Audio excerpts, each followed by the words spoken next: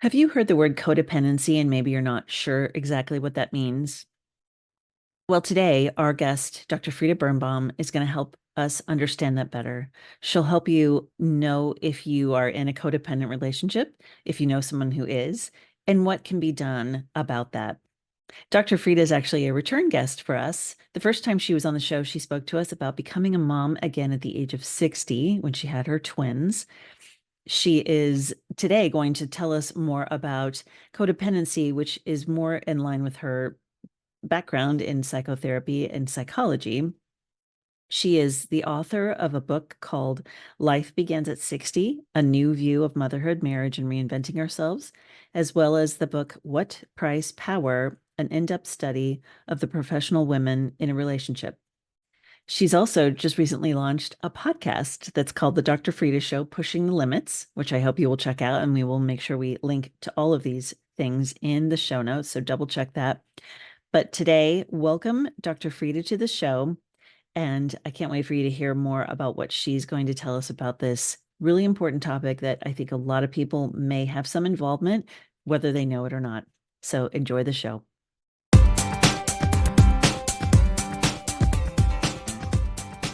Hello, this is Mary Jo Tinlin from the Teaching Your Toddler podcast. I am so excited today because we have a return guest. Dr. Frieda Birnbaum is with us today. Today the last time we had her on the show, she spoke to us about becoming a mom older in life, however, later in life. But today we're going to lean on her expertise. And so today she's going to talk to us about codependency. Dr. Birnbaum, please introduce yourself and tell us a little bit about yourself and your and this particular subject. Thank you so much. I have a podcast, The Dr. Frieda Show. I'm, media psychoanalyst, psychologist, trying to start a show up. Who knows if that's going to work, but that's a little bit about me. And I'm looking forward to being on your show today. Thank you so much. Excellent. Thank you.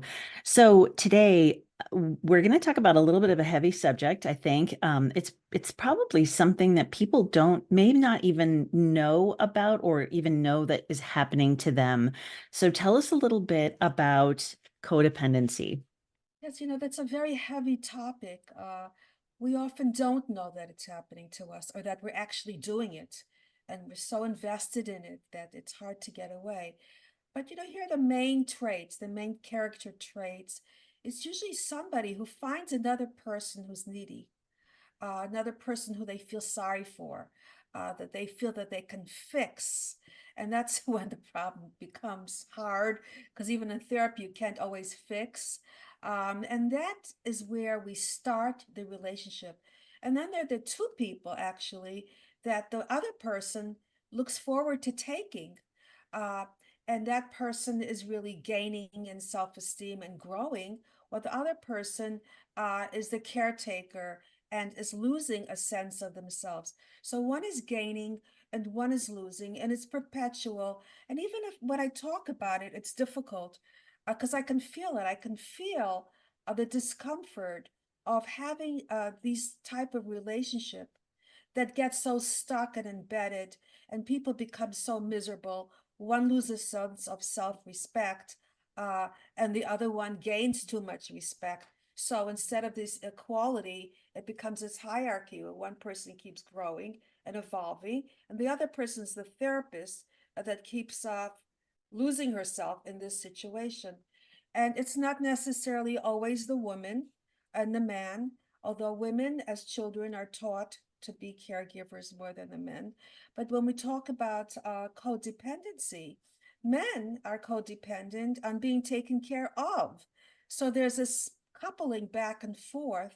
And research has shown that men actually are the ones that are more codependent than women are. So figure that one out. That was a shock to me too. That Because I is always think of, shocking. the little woman, are you happy now? Or am I doing anything wrong? What do you want? That kind of thing. And now, by the way, I read an article this morning.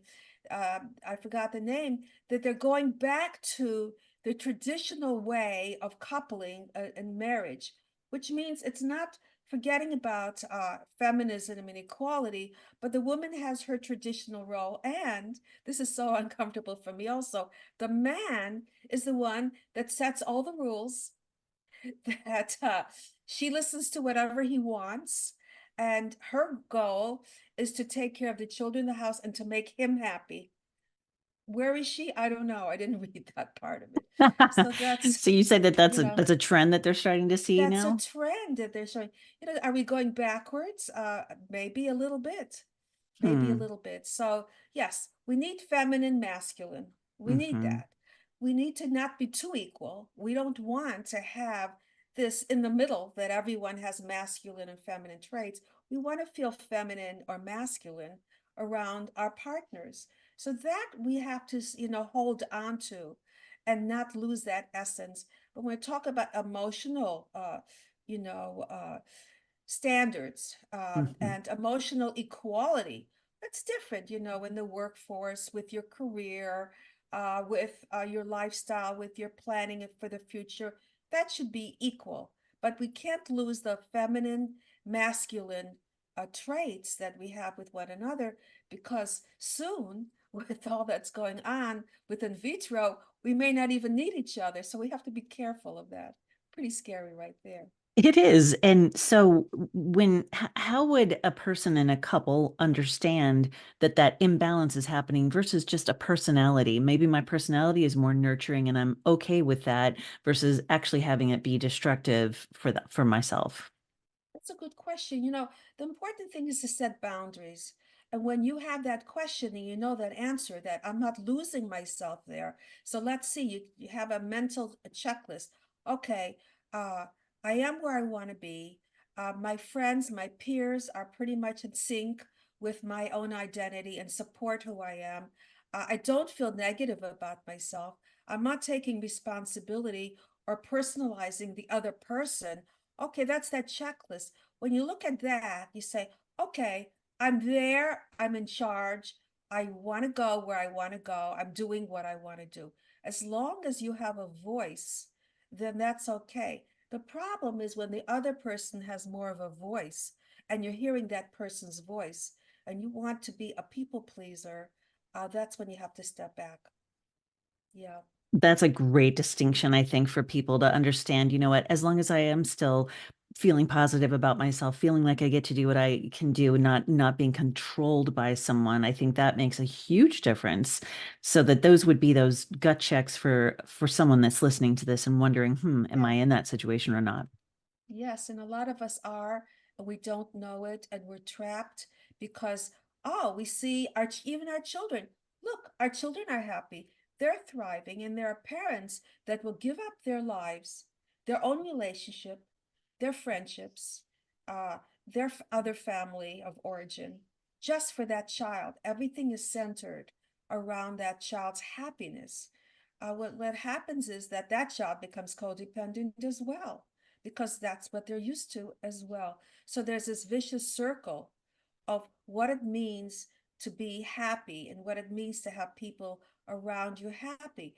And research has shown that authoritarian parents are the best kind because they allow the child to make decisions while they're supervising the child. So there's this back and forth while the child is growing independent, they're also being supervised. Now, one of the worst parents are the submissive parents, which means that they let the child do whatever they want to do.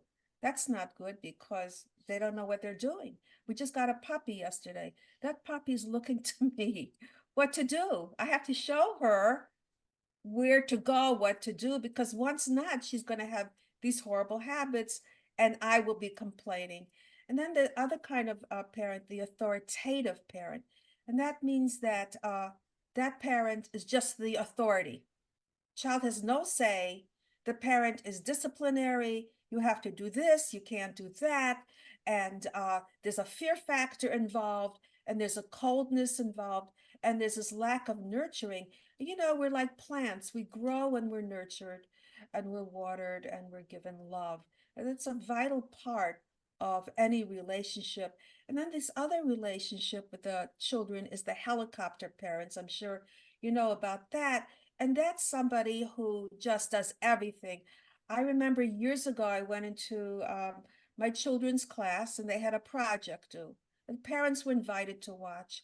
It was one of these billboard things. I don't know, not a billboard, but these huge Poster. Yeah. poster. Thank you. And they had to draw something. I forgot what it was and explain something. But the one thing I do remember is everybody's work was like a work of art, like a professional. These kids in no way could have done this. My kids looked like they took some chalk and just blacked it out. You couldn't even see it, tell what it was. And I wasn't sure if I should be embarrassed by their work or feel good that I didn't. Some of the parents even hired people, artists, to do the work for them. I was like aghast. I said, this is not fair. Now, I do belong to a community that's kind of affluent. So the kids do get pretty much catered, the best tutors. It's not fair. I was thinking the other day, we should not only have free colleges, but we should have equal opportunities to study for these colleges, where people who have more money shouldn't get the benefit of getting better tutors. Because Mm. it really doesn't show your child's IQ. But anyway, I'm getting off. But the thing is that the helicopter parents create the most codependent kids, as you can imagine. Because who's going to do this for me? You have to do this for me. I went to the doctor when my children were little, and one of the women in the other room said to the nurse, "Could you put the clothes on for my child?" She must have had a nanny. So the other woman, the nurse went out and said, "She wants me to put her kids' clothes on for her." Because that's that always stuck with me. So that's the mindset of entitlement that really doesn't benefit but produces the most codependency. So when you say you're creating a codependent kid, that means not only are they dependent on you, but now in their future relationships as adults, they will potentially create or become that submissive partner then as well. Absolutely, they will seek someone out. And Mm. the word gaslighting, they'll be the victim. And meanwhile, the other person will do everything for them. So they seek that person out and they keep that person very close, which the other person doesn't have friends or relatives. And people wonder what happened. And there's two different sets of rules. They don't want to go to therapy. They don't want to fix anything. They don't talk about future plans. They do whatever they want. So, yes, they seek it out, but the other person seeks out someone that is going to use them in some Hmm. way too. So it's there's a reason that people have this agenda and they hold on to it. They don't want to change it because then it changes their pattern of what they feel comfortable with, and they seek that out. And it used to be in my practice that women mostly came. The men who were controlling them, that's why they came, didn't want to come because they were happy with the way they were. They had no complaints. Matter of fact, they feared coming in. They didn't want change. But I always saw them very smooth and really knew how to present themselves very well. They were very good. Today, men are coming in as well because as men have become more nurturing and roles are not as strictly divided, they have some commonality, some common viewpoints as their partners have. And sometimes it's not female, but today it's their partners, excuse me. And so therefore, it's becoming more confusing today what the agendas are. But in the past, it was women were more bullied, and their lifestyles were not as colorful or not as safe, not as meaningful, and they didn't have the security. They lacked a sense of security as well. So that comes into the agenda today that makes it different a little bit. Women have become more powerful and more secure, but that still always gets in the way. So there are a lot of variables that get in the way, as a narcissistic mother, by the way, will want her child to be codependent. Hmm. And I was that going to comes, ask you about narcissism and yeah, also yeah, borderline, right? A couple of. exactly. Mhm. Because narcissism has to do with being powerful and getting attention and self-esteem. Well, through her child, she can get recognition. See, men often don't have to do that. They have their careers. Often women who stay home have to manipulate in order to be recognized. And they're the most competitive too. If women don't feel a sense of accomplishment, they're more competitive with another female than someone who's going out and work and having careers. She doesn't have to prove anything. So these women go ahead and prove that through their own children. And that's sad to say because it takes the children's ability away from them. It takes away the ability for the woman to have to cope, a child to cope. And the happiest children actually are children that have mothers who work outside the home. They're the most confident.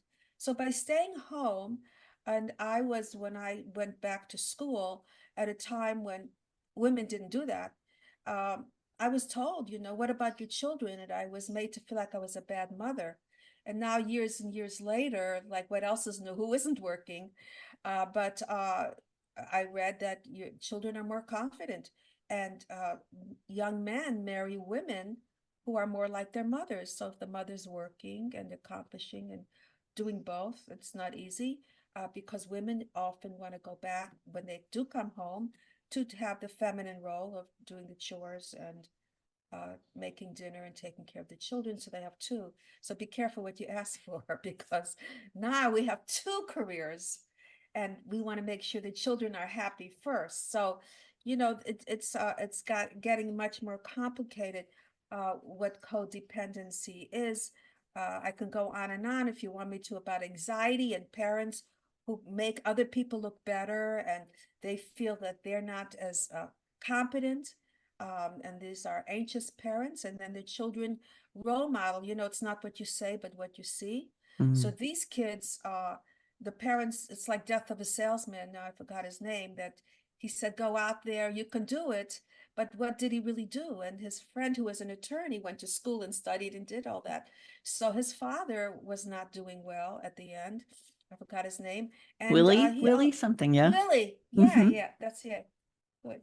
And he also role modeled, and he didn't do well at the end. So children, of course, watch you. They Hmm. watch you, and what you say goes over their head. It doesn't mean as much. So we need to fix ourselves first before we can fix the children. And our parents didn't read the book either, so it goes generational. Nobody knows what they're doing, basically. That's I want that's to the go real back. problem. I want to go back a little bit because I think what you were talking about is really important. Where we, as parents, and specifically maybe mothers, we do sometimes sacrifice because we think, oh, our child is happy. And so, what are some of those, like, besides what you were just talking about, potentially creating a codependent child, but what else do we do to our children when we sort of sacrifice ourselves for their quote unquote happiness? Well, what we really do is we become unhappy, Mm. and they see it, and so there's tension. The big thing about having a family and being at home is love. That's the one word. To be carefree. It's all about memories.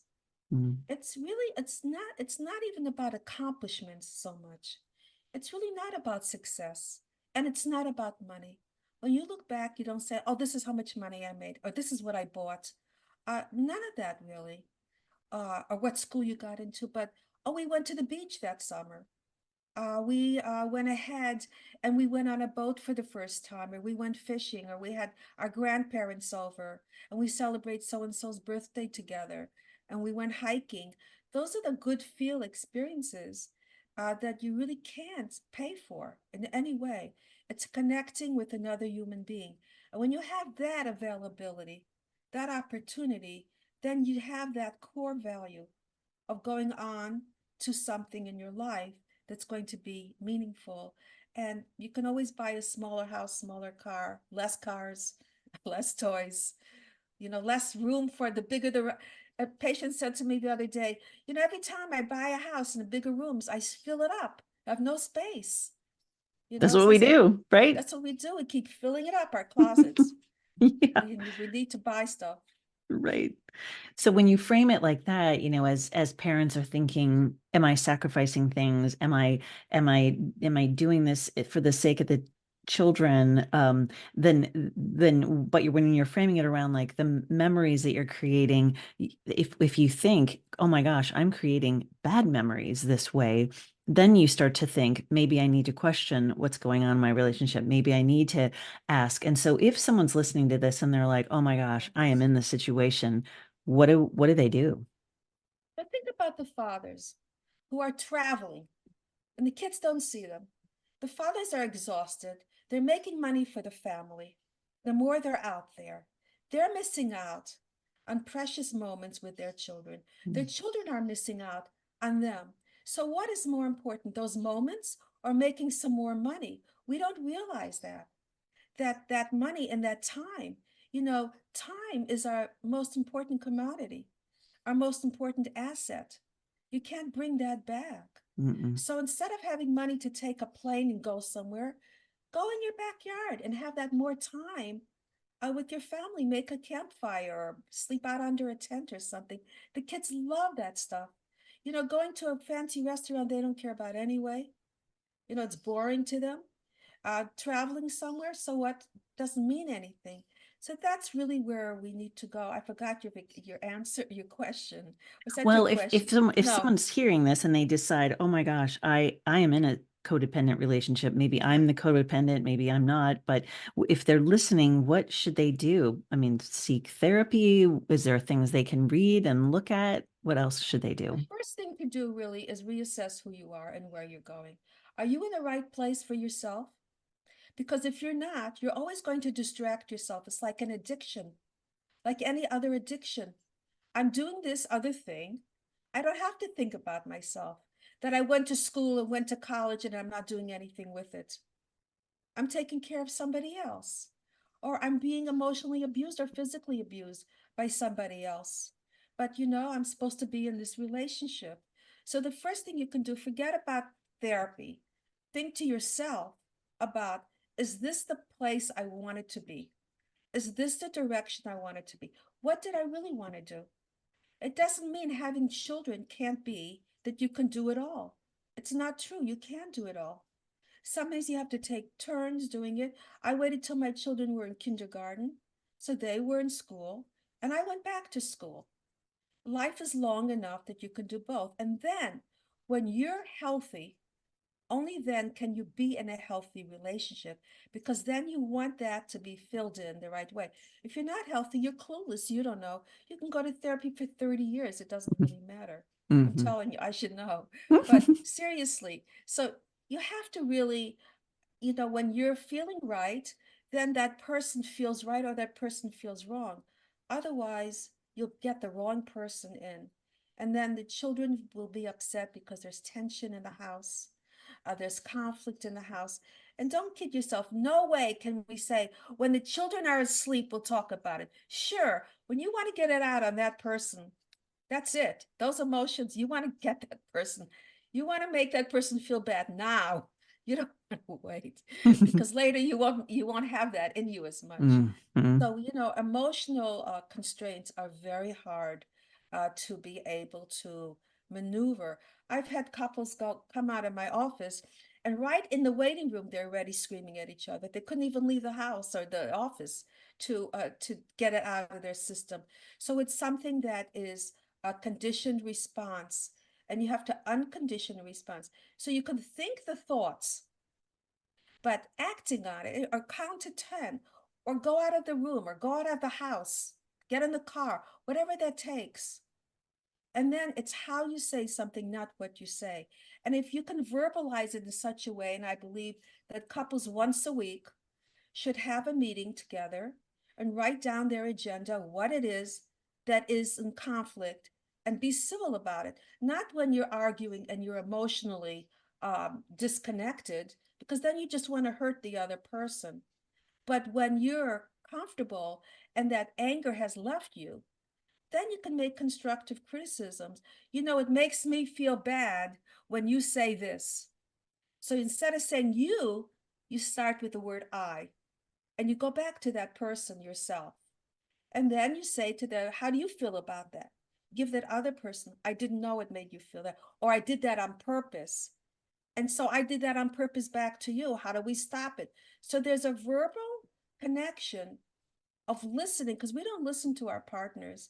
Just the fact of saying what they just said to us is a huge experience, especially Repeating it men. back is what you're saying. Repeating it back, yes. Hmm. So especially men, men are very impatient. There are few words. They think women talk too much and they turn you off. They really do. But the problem is they don't help with making the changes. So if they can do that, they'll be surprised that they're going to get their needs met too. It's not one-sided.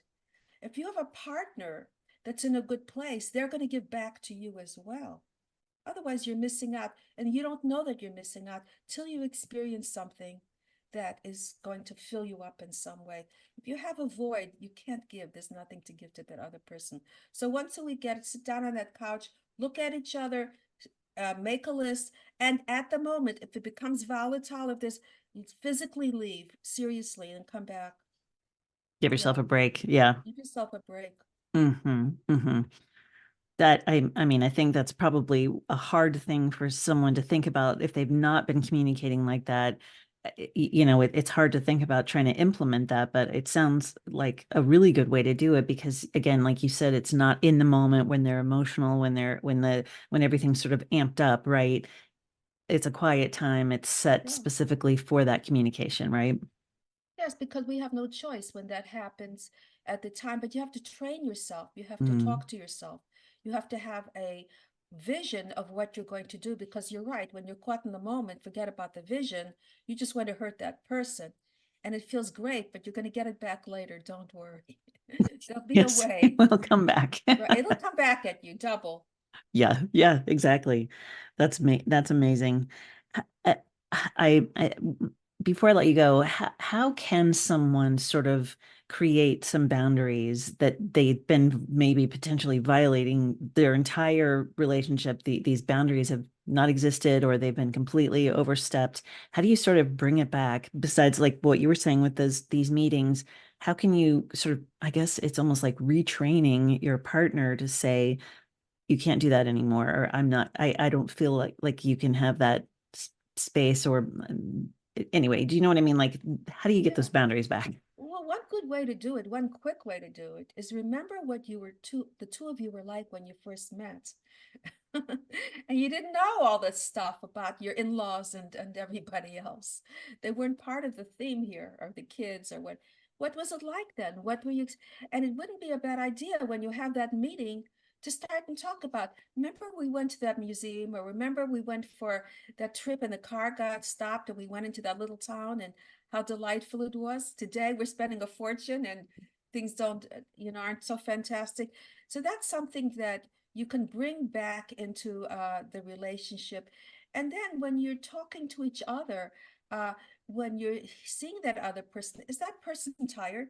Did that person just come home from work? Maybe they need a half an hour to detox, to respect that, not just open the door. The kids are screaming and go and take care of them. You think that this person who just ran to get a train, what was he running for? To feel abused again? You have to think about that other person who's trying to pay for all this stuff if you're working from the home. So you have to give that person that kind of recognition. If you have children, daddy will be down in a certain time, and then you make it pleasant. You don't bring up problems. You wait. You make an appointment, 8 o'clock tonight. I'd like to talk to you about something. Okay.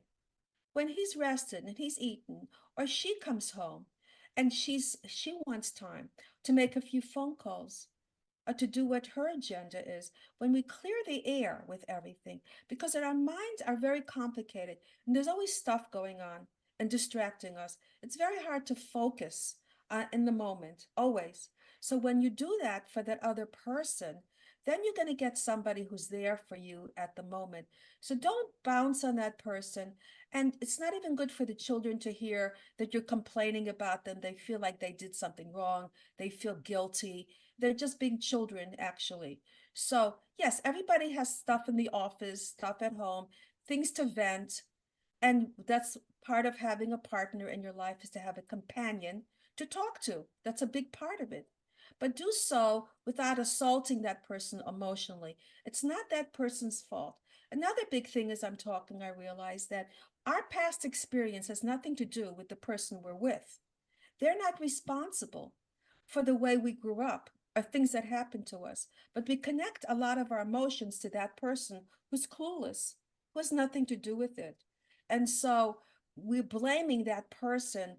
Oh, this happened, and I can't believe it, and where were you? And yeah, our parents set things up for us in such a way that made it difficult, or it was difficult for them, and we had to nurture them. I have a patient who had to take care of his elderly parents. When he got married, he said, he promised himself he's not going to be the caretaker. Well, guess what? He had no choice. But he got very upset about it. And he let it out on his wife, who really didn't really want much more than anybody else would have wanted. But he was really over the top from his past. So we have to be careful about what we're bringing into this from our past. There's nothing to do with now. So several things. Give space to your partner when you come home, when they come home, to have that opportunity, and say ahead of time, do you mind a half an hour? I appreciate it that if you give me that time. Don't bring in your past to that partner. Talk about things away from the children, and make a time frame for that as well. And even if you don't have children, you can still do that. You can have pleasant experiences together. And as I said, you can talk to each other once a week about the fun you had, because it's going to, you know, relax you a little bit. And always supportive, pleasant conversations with or without the children. I think that's really important about what you were talking about, pulling that in from your past. And again, that person has nothing to do with it potentially, Nothing. right? And so yeah, that I think we do bring a lot of baggage in from past relationships, past experiences, etc., right? We do. Yeah. Well, before I let you go, is there anything else that you think people should know about this particular topic about codependency? I think before we get into any kind of relationship, we should have a relationship with ourselves. And we should be able to be the best we could possibly be, so we can pick somebody healthy, because we often don't pick anybody healthy. And then what happens is that it makes it very easy. It's very, very simple. That person fits into who you are, or that person doesn't fit into who you are. And don't wait too long to make that decision, because it doesn't change. You're not going to fix anybody. You're just going to be struggling. And the only thing that's going to happen is you are going to lose a sense of who you are. That's the only person that's going to change, because that other person has an invested interest to stay where they are. Don't fix anybody. Mm-hmm. Awesome. Thank you. That's a great way to wrap it. I mean, we can't change anybody but ourselves, right? No, we can't.